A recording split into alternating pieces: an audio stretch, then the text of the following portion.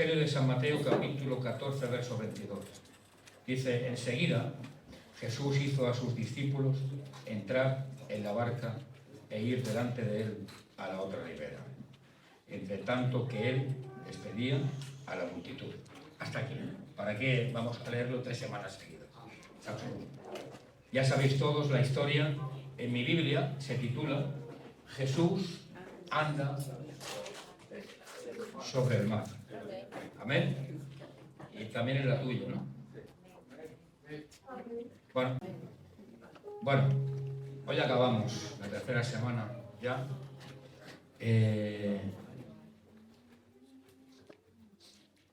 Voy a dar simplemente el título de lo que sabéis que eran 7 puntos, 7 enseñanzas sobre Mateo 14, 22. ¿Os acordáis que cuando decía caminar sobre las aguas, qué simbolizaba? ¿Os acordáis? Fe, confianza. Tener confianza en Dios, creer en Él y sobre todo tener fe. No cualquiera camina sobre las aguas. Amén. Amén.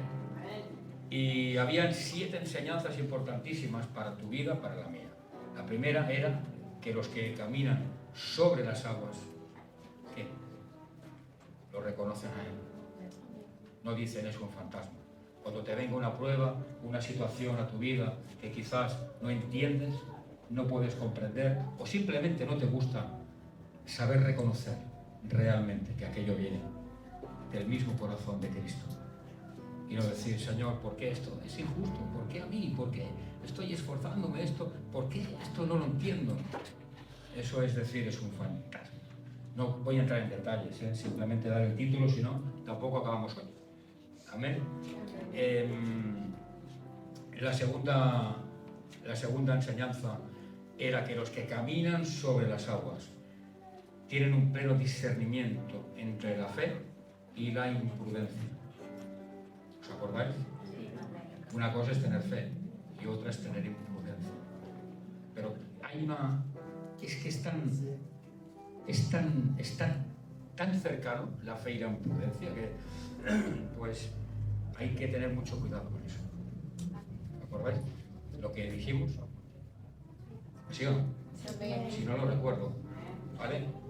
Cualquier cosa que tú vayas a emprender, cualquier circunstancia en tu vida, sea lo que sea, ya no digamos de cosas de una importancia extrema, como casarse, como, si se da el caso, según Pablo, divorciarse, comprarte pues un vehículo, comprarte una casa, en fin, etcétera, etcétera, etcétera. Primero, deja que Cristo vaya delante, ¿vale? Y pregúntale, Señor, y que Él te diga, ven. Cuando te diga ven, cuando te dé el permiso, entonces ya no es imprudencia, es fe. Hay una gran diferencia. ¿Os acordáis de esto, no? Pero sobre todo, fijaros en que la fina línea entre fe y imprudencia hace que muchos cristianos la traspasen. Y uno a veces actúa con imprudencia, amparándose en la fe. Esto es de Dios, esto viene muy claro, esta relación lo tengo muy claro, porque esto todo me vino de cara, por ejemplo, todo me vino de cara y esto y lo otro. ¿Sí? Pero no es una garantía de que o el trabajo que de alguna forma estoy emprendiendo sea de Dios. Dios va adelante, le has preguntado tú. Entonces sí, será fe, no imprudencia. Tercero,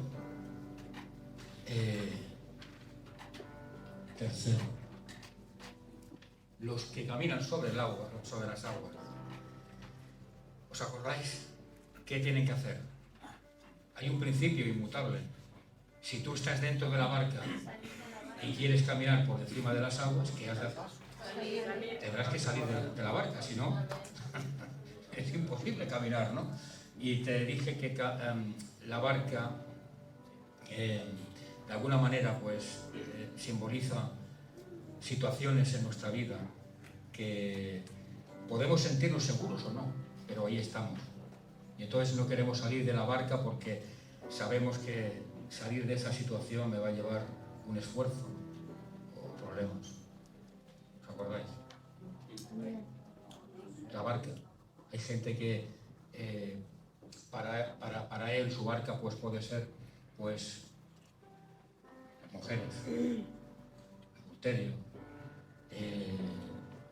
alcohol, drogas, una vida que quizás no es... En fin, es que hay el trabajo, dar demasiada, tener, por ejemplo, pues a hijos o a padres como a Dios. ¿Entendéis?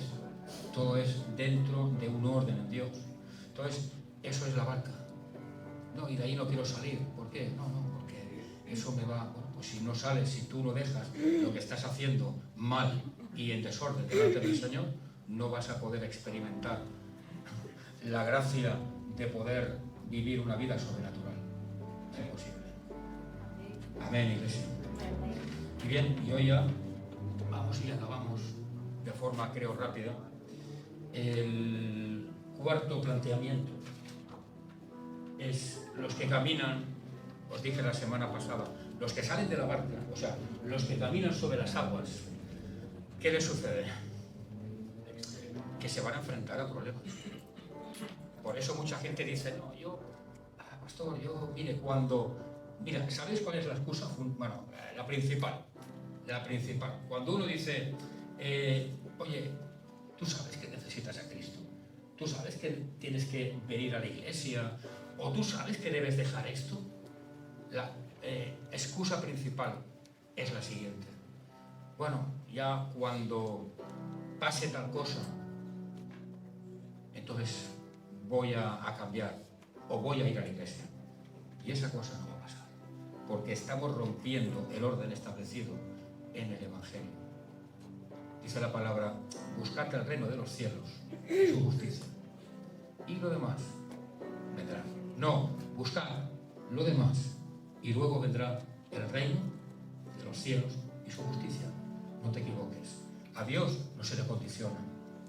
Yo no puedo decirle, Señor, si tú sanas a mi hijo, si tú haces tal cosa, si tú me das un trabajo, yo voy a convertirme de verdad. Mi corazón se va a convertir a ti. O yo voy a ir a la iglesia y de verdad voy a intentar cambiar. No, porque no vas a venir nunca, jamás. Y te lo digo no como pastor, sino como creyente de hace años y cristiano. Porque es romper los moldes, romper el orden establecido por Dios en el Evangelio. No es así. ¿Entendéis?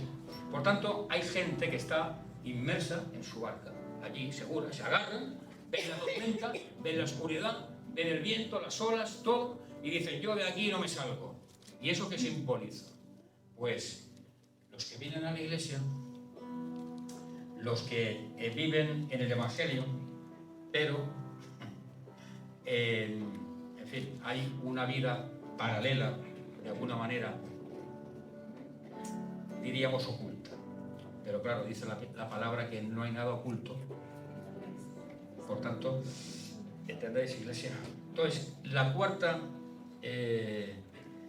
característica es que los que caminan sobre las aguas se enfrentan a problemas. Dice el verso 29, fíjate lo que dice. Y él dijo, en el 28 está reflejado que Pedro le dijo, Señor, si eres tú, manda que yo vaya a ti sobre las aguas. ¿Te das cuenta? Que no era imprudencia. Porque él le pregunta al Señor primeramente. ¿Tú quieres saber algo? Pregúntale a Dios. ¿Bien? Y el 29 dice, ven. Y descendiendo Pedro de la barca, andaba sobre las aguas para ir a Jesús. Es decir, que ahora vemos como Pedro pone un pie fuera de la barca y luego otro. Y empieza a caminar. Bíblicamente es así. Primero saca un pie, luego saca otro. Y estaba con... ¿Quién estaba Pedro? ¿Con quién se encontraba Pedro? Con todos y cada uno de los discípulos. Allí se encontraba un variopinto características de caracteres, de formas de pensar. Allí estaba... ¿Sabéis quién era el hermano de Pedro? Los que habéis estudiado teología. A ver, ¿quién? Jacobo, ¿no? Andrés. Allí estaba Andrés. Bueno, da igual. Allí estaba Andrés. Y diría, mi hermano está caminando por encima de las aguas. Estaría realmente asombrado, ¿no? Estaba también Tomás. ¿Quién era Tomás? Tomás, ¿quién era? El incrédulo, ¿no? El que tuvo que tocar los agujeros de las manos de Cristo cuando ella resucitó? Pues Tomás seguramente estaría ahí también mirando, ¿no? Seguramente no, seguro, y diciendo, si no lo ve, no lo cree. Está Pedro caminando por encima de las aguas. Y luego también estaba otro. Ese es más complicado. Estaba Judas. Y el corazón de Judas no era muy noble. Seguramente estaría pensando, a ver, este tío está caminando por encima de las aguas. Si yo pudiera vender esto y pudiera sacar unas entradas, podría sacar un rendimiento económico de aquí, porque el tío siempre pensaba en hacer dinero y cómo hacerlo. Al final acabó como acabó, ¿no? Pero lo cierto es que ahí estaba Pedro. Y Pedro, pues, le estaba sucediendo algo a Pedro, porque lo que Pedro estaba haciendo realmente no era algo normal, ni mucho menos. Pedro había salido de la barca y estaba caminando por encima de las aguas. ¿Qué sensación tendría Pedro, iglesia? Ponte por un lugar en su corazón, en su persona. ¿Qué pensaría Pedro? Estaban sus amigos y discípulos, condiscípulos, en la barca y él caminando por encima de las aguas. Estaba rompiendo la ley de la gravedad, ¿no? ¿Qué pensaría él? Él se sentiría grande, se sentiría en ese momento que algo grande le estaba sucediendo. Quizá, porque la Biblia no lo dice, pero se sentiría ciertamente importante. Yo he salido y estoy caminando por encima de las aguas. Lo cierto es que algo importante, algo grande le estaba sucediendo a Pedro. Dice el verso 30, pero al ver el fuerte viento, tuvo miedo. O sea, ahora viene el pero de cada historia, de cada vida de creyente, de cada situación. El pero. Todo iba bien, pastor. Pero, ¿qué pasa? Conoció a tal persona y se apartó del evangelio. Todo, mira, su vida, su trabajo iba estupendo. Pero ¿qué? ¿Entendéis? Está el pero. Una historia puede ser muy poderosa, muy importante en Cristo. Pero como no te guardes, siempre va a existir el pero. Hay un pero para cada historia. Pero el pero no viene del corazón de Dios. El pero viene del corazón del enemigo. O sea, de Satanás. Va a intentar que haya siempre un pero en tu historia, en tu vida personal, en tu vida cristiana, en todo aquello que tú emprendas. Va a intentar que haya un pero. Y en esta historia vemos el pero. Dice, pero al ver el fuerte viento tuvo miedo. Aquí dejó de ver ya a Cristo. Durante unos segundos realmente él veía a Cristo. Ahora dejó de ver a aquel que le dijo, ven. Y se fijó en otra cosa, ¿no? ¿En qué se fijó él? Dificultad. Todo aquello que... Pero escucha, Pedro era un experto en la pesca, en el mar. El mar de Galilea lo conocía perfectamente. Sabía que cuando había realmente una tormenta, aquello era descomunal. Por las características de aquel lugar, ¿no? Y él conocía perfectamente pues, las características de las tormentas de aquel lugar. ¿No? Amén. Empezó a caminar. ¿Por qué? Porque el Señor le dijo, ven. Y ya no era imprudencia, era fe. Ven. Solamente le duró unos segundos. Solamente unos pocos segundos. Pero escúchame, quiero que entiendas algo. Es cierto que Pedro caminó durante muy poco tiempo por encima de las aguas y rompió lo establecido por la ley de la gravedad. Pero al menos Pedro, durante muy poco tiempo, experimentó la sensación del peso de la gloria. Los otros, 11, no. ¿Me sigues? Sí. Solamente él. Pero pastor, estuvo poco. Sí, estuvo poco. Pero los demás, nada. Cero. Él sí. Luego falló, es verdad. y luego se hundía, es verdad. Pero durante unos segundos estuvo o no estuvo en un mover sobrenatural, en un milagro, sí, en primera persona además. No se lo contó nadie. Él lo vivió en primera persona de una forma directa. ¿Lo veis? Y quiero que entiendas algo en esta cuarta característica. Te vas a enfrentar a problemas, sí, es cierto. Pero escucha, quiero que entiendas algo importante. En la vida hay un riesgo para todo. Para todo. Pero si tú no tomas el riesgo y te enfrentas, diríamos, a los problemas, nunca vas a ganar. ¿Entiendes?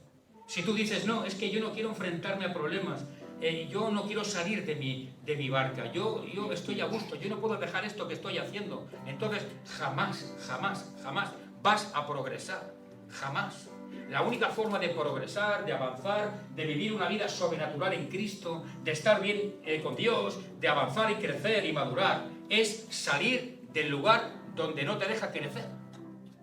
Y eso te va a enfrentar a problemas. Hombre, claro que sí, te va a enfrentar a problemas. Claro, ya te expliqué cuando yo dejé de fumar hace años, 2 años, ¿no? Tuve problemas, claro que tuve problemas. Claro que tuve que enfrentarme. Eso no son problemas. Bueno, para mí eran problemas. Y para ti será otro problema, pues el dejar tus vicios, el dejar tus situaciones que no te dejan avanzar. Quizás eres un poco incrédulo, inseguro, no tienes la fe suficiente porque no vives una vida en condiciones. Bueno, pues sal de la barca, sal de esa situación, deja la barca, déjala. ¿Entiendes? Si no, no vas a poder vivir una vida, pues, en progresión. Tienes que salir de la barca y enfrentar tus problemas. No hay otra manera. ¿Entiendes, iglesia? Amén. No digas, pastor, es que yo no puedo enfrentarme a esa situación porque no voy a poder vencer a esa situación. Eso no es el espíritu que Dios te ha dado. ¡No! El Espíritu Santo te dice, yo no puedo enfrentar a esos problemas. Es cierto, pero es que está Cristo en mí. Está el Espíritu Santo que va a luchar por mí. ¿Entiendes? Y yo no puedo, claro que no puedo. Claro que no puedo. Pero no puedo encima decir, no, es que yo no puedo sacarme eso de mi corazón, de mi mente, de mi forma, de mi hábitat. No puedo, claro que no puedo. Pero es que tú no estás solo, no estás sola. No eres templo de Dios. No vive en ti la tercera persona de la Trinidad. ¿Cómo puedo decir yo que no puedo? Es imposible, es inverosímil. O sea, no cabe en una cabeza de un creyente. ¿Entiendes? Esa forma de actuar o de pensar. Debo decir, es cierto que si bajo de la barca voy a enfrentar problemas. Voy a enfrentarlos directamente, los voy a enfrentar directamente. Voy a tener que... ¿Y eso qué significa? Que voy a tener que esforzarme en cosas que me cuestan. Esos son problemas. Enfrentarme a situaciones que me van a costar mucho de dejar, pero que las tengo que dejar si quiero vivir una vida sobrenatural en el Espíritu Santo de Dios. Y no hay otra forma. Los que se quedan en la barca, lo vas a ver. Pasa el tiempo, pasan los años, y ves que no hay un mover sobrenatural, que no hay nada. Sí, es cierto, vienen a la iglesia, gloria a Dios por ello, porque es cierto que es así, pero no hay un mover sobrenatural. No hay un crecimiento, no maduran, les cuesta avanzar, les cuesta entender cosas. ¿Por qué? Porque todo va unido. Cuando yo estoy embarcado en un viaje sobrenatural, mi pensamiento, mi sentimiento estarán paralelos al sentimiento del Espíritu Santo, que es el que me va infundiendo las cosas. ¿Entiendes? Por eso dice la palabra que el Evangelio es locura. Yo no puedo hacer entender. No sé si me explico, iglesia. Si yo no soy un hombre, o tú no eres una mujer de Dios,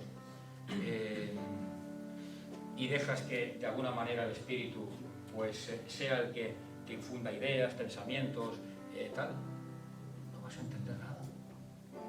cualquier proposición que me hagan, cualquier cosa que salga fuera de mí, del sentido común, voy a decir, no, esto no lo veo bien, esto no, y voy a ser de tropiezo. Y podríamos predicar muchas, bueno, y ahora no quiero salirme, ¿no?, de lo que es el ámbito este de la predicación, pero hay gente que, como aquel, ¿no?, que se quedó en la ventana, ¿os acordáis? Hay una historia en la Biblia que estaba escuchando la palabra desde una ventana. ¿Cuántos han...? ¿Y sabéis qué pasó? Se alargó la palabra y se durmió. Que se durmió, se cayó y se mató. Pero hombre de Dios, ¿cómo te quedas en una ventana dormido, en una mala posición? ¿Por qué? Porque no tenía ganas. Porque fue por ir, a ver qué pasa. Voy a la iglesia, a ver si Dios toca mi corazón, a ver lo que pasa. A ver, bueno, es que realmente no tengo ganas. Bueno, pero vamos a ver. No quiero entrar en detalles. Pero, ¿me entendéis? Importantísimo saber que cuando tú salgas de tu situación, te vas a enfrentar a problemas, vas a tener que luchar, pero no vas a estar solo ni sola. Vas a enfrentarte a todos esos problemas y vicios y condiciones y situaciones de tu vida con la ayuda del Espíritu Santo. Por tanto, hay victoria. Sí, hay victoria. Hay una alabanza que dice, ¿cómo era? Hay victoria en el nombre de Jesús. Pues hay victoria en el nombre de Jesús. Porque no estás solo ni sola. ¿Entiendes? Y punto. Es el cuarto punto. Te vas a enfrentar a problemas. Enfréntate a ellos. Enfréntate a tu situación. Enfréntate a cuando bajes de la barca y digas, Señor, yo no quiero seguir tal y como estoy viviendo. Quiero vivir una vida sobrenatural. Por eso voy a la iglesia. Por eso soy hijo o hija tuya. Porque quiero experimentar cosas nuevas. Amén. Como Pedro experimentó durante poco tiempo, pero lo experimentó. Amén. 5. Voy acabando, ¿eh? Los que caminan sobre las aguas. A ver si puedo explicarte esto.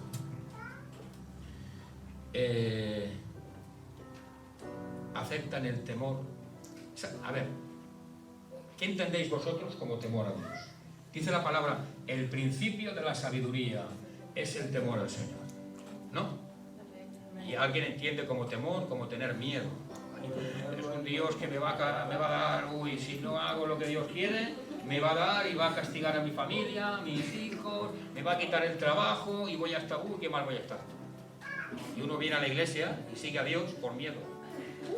Un Dios que es un justiciero, ¿no? Como el Spiderman, que cuando iba y atacaba a los enemigos. En fin, ese no es Dios. El temor, el principio de la sabiduría, es el hecho de entender que debo cumplir con la palabra de Dios.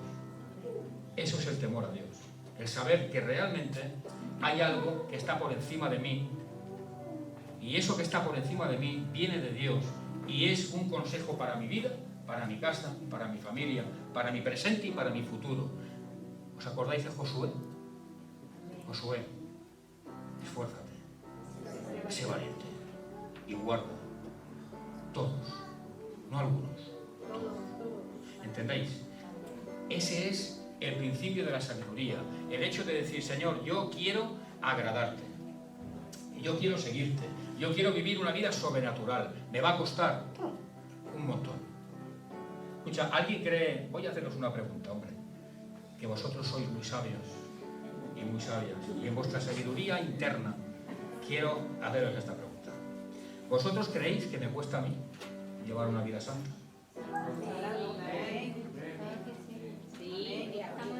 Yo sabía que erais sabios, pero no tanto, ¿eh? De verdad que me habéis dejado, pero flipando. Pues sí, efectivamente. Esto es un secreto a voces. No hay nadie que se escape. Hay que esforzarse. Hay que caminar con esfuerzo. ¿Entendéis? Con esfuerzo. Eso es el tener temor. El principio de la sabiduría. Entonces, los que caminan sobre las aguas aceptan el temor como precio del crecimiento. ¿Qué significa esto? Que el temor a Dios y el crecimiento espiritual, que es también el hecho de madurar, van unidos, van cogidos de la mano. Cristian, ¿puedes? ¿Dónde estás? Ah, estás aquí. No te había visto. ¿Puedes leer, por favor, en Proverbios capítulo 3, versos 5 y 8? Sí. Fíjate de Jehová de todo tu corazón y no te apoyes en tu propia prudencia. Reconócelo en todos tus caminos y enderezará tus veredas. No seas sabio en tu propia opinión. Teme a Jehová y apártate del mal, porque será medicina a tu cuerpo y refrigerio para tus huesos. ¿Sabes qué significa eso? Que los que tienen fe, confianza, los que creen en Dios, no se apoyan en sí mismos. Se apoyan en Dios. Solamente en Dios. Aquí nos habla este versículo de ser prudentes. Pero ser prudentes en Dios, no en uno mismo. ¿Sabes? Mira, escucha. Pedro, por un momento, os he dicho, caminó, pero hubo un tiempo que dejó de mirar a Cristo. Y es el momento que empieza a tambalearse y a hundirse. ¿Me sigues hasta aquí, iglesia? Hay momentos en nuestra vida cristiana que pensamos, porque todo se ha pasado.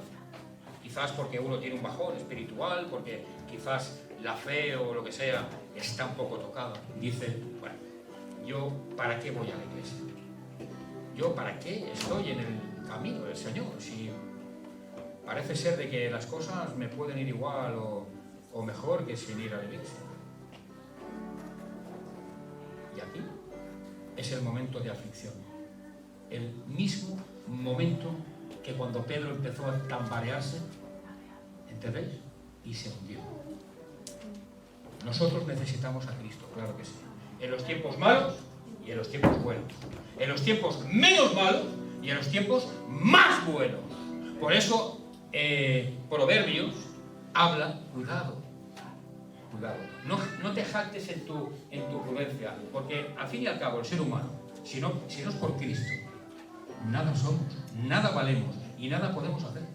Yo puedo tener muchos estudios universitarios y tener muchos dones humanos, pero si no está Cristo en mi corazón y el Espíritu Santo tomando control de todo ello, de nada absolutamente sirve en mi vida. Absolutamente de nada. Por eso Proverbios nos advierte. Cuidado. Principio de la sabiduría es el temor al Señor. Intenta hacer las cosas bien hechas. Sabes lo que debes hacer. Inténtalo. Otra cosa es que no... Padre, claro, si no fuera por Cristo, Dios mismo, ¿qué pasaría? Que vendría con su toga, ¿no?, de juez y diría, tú, ¿qué has hecho? Fuera de mi presencia. No te mereces estar en mi presencia. Al infierno, que te quemen. Pero como está Cristo, Cristo hace de abogado, de mediador. Dice, no, Padre, mira, voy a defenderlo. Tengo la autoridad porque yo morí en la cruz y resucité. Y voy a defenderlo. Mira, escucha, sí, es verdad, ha hecho eso. Pero, Padre, fíjate. Oh Dios, que hace otras cosas que son totalmente diferentes. Y entonces Él empieza a justificar la vida, tu vida. Y el Padre como juez tiene que cambiar su forma de pensar y decir, tienes razón, hijo, algo bueno tiene. Venga, lo perdono. ¿Entiendes? Gracias a Cristo. La penúltima, los que caminan sobre las aguas. Antes te he dicho, el número 4, que los que salen de la barca de su situación enfrentan problemas, ¿verdad? Y ahora te voy a decir, no quería decirlo juntos, pero ahora te voy a decir el 6, que es los que se enfrentan a esos problemas, los superan. Es decir, los que creen en Cristo, los que tienen confianza en Él, los que tienen fe en Él y dicen, quiero vivir una vida, Señor, conforme tú quieres que yo viva, lo voy a intentar. Esos problemas los superan. pastor, ¿y a qué te refieres? Vamos a leer el verso 30, pero antes voy a contarte algo.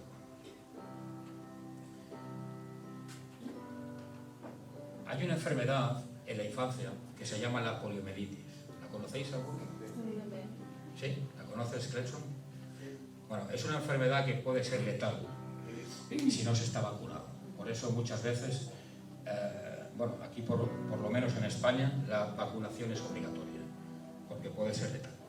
Pues bien, el descubridor de la vacuna, del antídoto, de la poliomielitis, era un varón, un hombre, que se llamaba Jonás, no el Jonás de la Biblia, otro, Jonás Salto. Y este hombre era un científico, un investigador, y consiguió a la 201 vez conseguir sacar el antídoto para la poliomielitis. O sea, estuvo practicando, hizo ensayos, hizo 200 vacunas que no servían para nada. Pero a la 201, y esto está escrito, esto es cierto, y a la 201 consiguió éxito.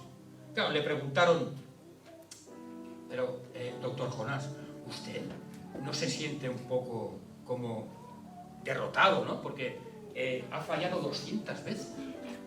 200 veces ha fallado. Y él dijo, en una rueda de prensa, dijo, yo no he fallado 200 veces. Yo he sacado 200 vacunas equivocadas. Me he equivocado 200 veces. Pero a la 201 he acertado, ¿no? Y eso es algo que me impacta. Porque es cierto que nosotros, escucha, podemos fallar muchas veces. Podemos intentar hacer cosas en el Evangelio o para Dios muchas veces. Y fracasamos. Pero realmente no es un fracaso. Es un intento. No sé si me explico. Cuando uno quiere hacer las cosas bien y no le salen bien, no es un fracaso, es un intento. Un fracaso sería no tener a Cristo en tu corazón. Pero si tienes a Cristo en tu corazón, lo intentas y te sale mal y no puedes salir de la barca. No es un fracaso, es un intento fallido. Ya vendrá otro intento donde vas a conseguirlo, donde lo vas a lograr. ¿Entiendes, iglesia? ¿Me entendéis? Amén. Verso 30 dice, pero al ver el fuerte viento tuvo miedo y comenzando a hundirse, dio voces diciendo, ¿qué dijo? Pedro. O sea, él empezó a caminar durante un tiempo por encima de las aguas, pero se dio cuenta cuál era su problema. Se dio cuenta realmente que él había tenido un problema. ¿Qué problema tuvo él? Pues que primeramente él salió de las aguas con el ímpetu, ¿verdad? Pero luego se fijó más en... Luego dejó de mirar a Cristo. Él se fijó. Él se dio cuenta del problema que tenía. ¿Cuántas veces empezamos con el primer amor a hacer las cosas bien hechas? Con ímpetu, con seguridad, con anhelo, con ganas, con alegría, con celo. Y cuando va desapareciendo o menguando el primer amor, iglesia, todo se enfría y se vuelve como el hielo. Y la relación se vuelve como el hielo.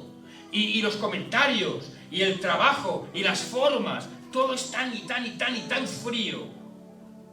Pero él se dio cuenta de cuál fue su problema, que se apartó su mirada, que se fijó más en lo que ella conocía, en la tormenta aquella. Sabía cuál era el problema. ¿Y qué hizo? Atajó de frente el problema. Él podía haber llamado a los discípulos. Tenían a 11 compañeros dentro. Tomás, o a su hermano de sangre, Andrés, sálvame, por favor. ¿A quién llamó? A Jesús.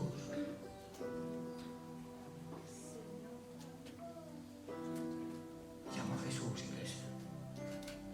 Sabía que los demás seguramente no podían hacer nada. Eran hombres como él, limitados, con pocas fuerzas. Pero él se dio cuenta realmente de que su problema verdadero era que había dejado de concentrarse en lo que realmente había tenido esa motivación para caminar de una forma sobrenatural, en Cristo Jesús.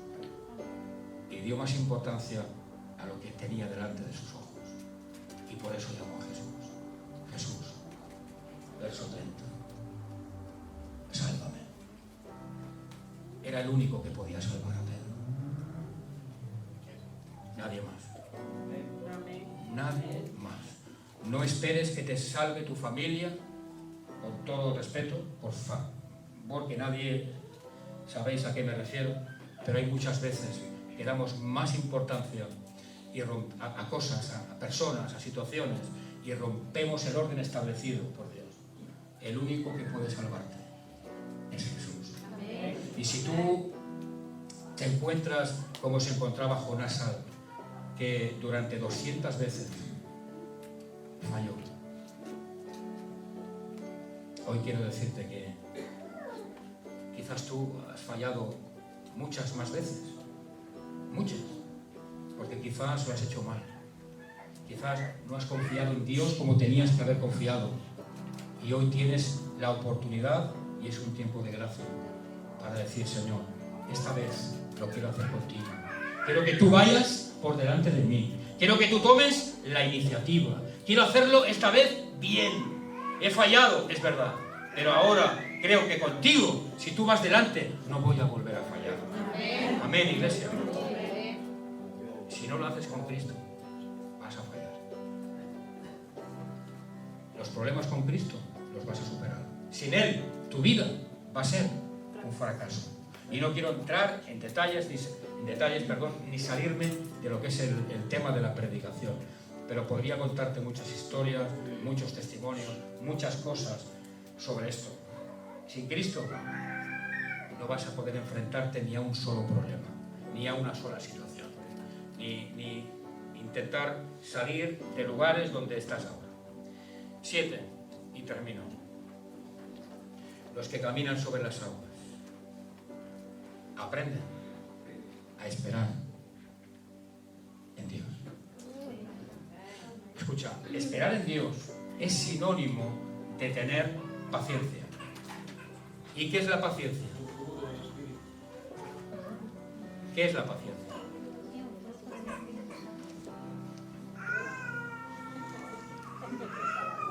¿Qué es la paciencia? ¿La paciencia de qué está compuesta? ¿El vocablo paciencia de qué está? De paz y ciencia. Son pruebas. Es que el mismo vocablo lo está indicando. Paz en la ciencia. ¿Qué ciencia? Cuidado, en la ciencia de la palabra. Cuidado. Paz, y la palabra ¿qué es? Es Cristo. Dice la palabra, dice la Biblia, que Cristo es el verbo hecho carne. Por tanto, es tener paz en la palabra que es Cristo. Tener paz en Cristo. Saber esperar con sabiduría en Cristo. ¿Entendéis, iglesia? Esta historia que hemos leído, que hemos estudiado así por encima, realmente pues no es solamente una historia que resalta el riesgo que Pedro tuvo para poder afrontar el riesgo, la problemática de salir fuera de la barca, sino también el hecho de que Pedro, y de que en este caso, pero principalmente Pedro, tuvo la sabiduría de saber esperar, iglesia. En Marcos capítulo 6, verso 48 dice que Jesús los estaba viendo desde lejos y que ellos estaban fatigados. Y estaban fatigados porque ellos estaban luchando contra una importante tormenta. Y en aquel tiempo las embarcaciones obviamente no tenían motor, sino remos, que era fuerza bruta, fuerza humana. Por tanto, estaban luchando ellos contra la tormenta y estaban fatigados. Y la pregunta es, ¿qué hacía Jesús? Decidme.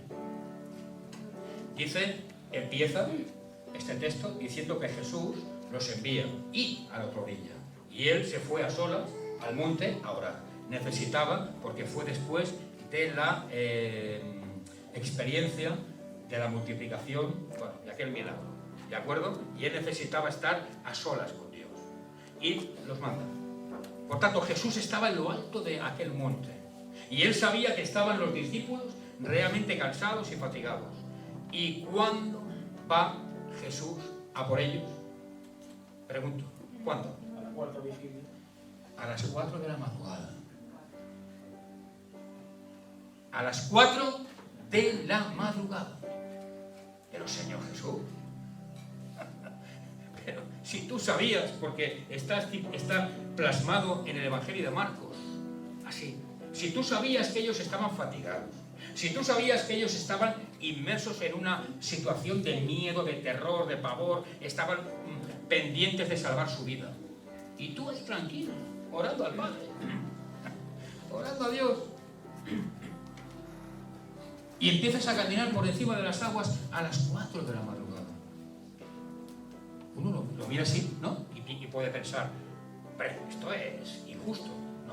No hay ninguna injusticia por parte del Señor, al contrario. Esto era realmente un tiempo donde Jesús tenía que aprender a hacer esperar a los suyos. Que tu tiempo no es el tiempo del Señor muchas veces. ¿Entiendes? Que lo que tú estás esperando en un tiempo determinado, y un día te hablaré de eso a nivel personal, ¿eh? Ahora no es el tiempo. Baja la redundancia. Cuando uno está esperando algo y dices, ahora sí, todas las señales están cumplidas, es el tiempo, ya. Y no viene. Pero, ¿qué está pasando aquí? Es que tu tiempo no es el tiempo de Dios. Es lo que Dios quiso enseñarles. La paciencia. El tener la capacidad suficiente para aprender a esperar el tiempo que el Señor tenía preparado para ellos. ¿Entendéis? No es que Jesús se equivocara ni que fuera injusto, que va, todo lo contrario. Todo lo contrario, Iglesia. 7. Los que caminan, o sea, los sobre las aguas, los que creen en Cristo, los que tienen confianza en Él, los que esperan en Él realmente, y confían en Él. Esperan en el Señor, tienen paciencia. ¿Entienden? Cuando, a ver, y termino. ¿Pedro era impulsivo o no? Era impulsivo. Era extraordinariamente impulsivo. Pedro, sabéis que entre otras cosas le cortó la oreja al centurión. ¿Por qué? Porque era muy impulsivo. Pedro vio que Cristo estaba en peligro y no dudó ni un segundo. Se saca la espada y ¡pam!, le corta la oreja, y luego tiene que ir Cristo. Pedro, que esto no es así. Venga, va. Y muchas cosas. Entonces, cuando Pedro, siendo impulsivo, ve que es Jesús, ¿qué hace Pedro? Escúchame, ¿qué hace? Le pregunta. O sea, entendió la enseñanza de la paciencia, de esperar el tiempo oportuno en Dios. Le pregunta, Señor, si eres tú, haz que yo vaya a ti. Él era impulsivo. Y uno puede pensar, hombre, pastor, pero claro, pasó tiempo y Pedro ya había madurado y Pedro ya fue otro y Pedro aprendió. Nanay. Era prácticamente en cuestión de meses, de muy poco tiempo, entre una cosa y otra. O sea, no había prácticamente entre comillas, tiempo suficiente para una maduración espiritual plena. Pedro era el mismo. Luego, la palabra, la Biblia nos habla de la vida de Pedro y es diferente, es cierto. Pedro maduró, tal, de acuerdo, pero no quiero entrar en esto. Quiero que entiendas que Pedro, como un hombre prácticamente inmaduro, un hombre impulsivo, vio a Cristo y yo pensaba, ¿y cómo es que no se lanzó al agua directamente? ¡Ay, es tú, Señor! Como cuando cortó la oreja, ¿no? No, Señor, si eres tú, haz que yo vaya a ti. Y Jesús le dijo, ¿entiendes? Aprendió la lección. Aprendió que no todo lo que uno quiere hacer, lo puede hacer. Tiene que ser con el permiso, primeramente, dado por Jesús. Ven, hazlo. Señor, es que quiero hacer tal cosa. No, hay gente que no tiene paciencia. Hay gente que dice, no, esto es así.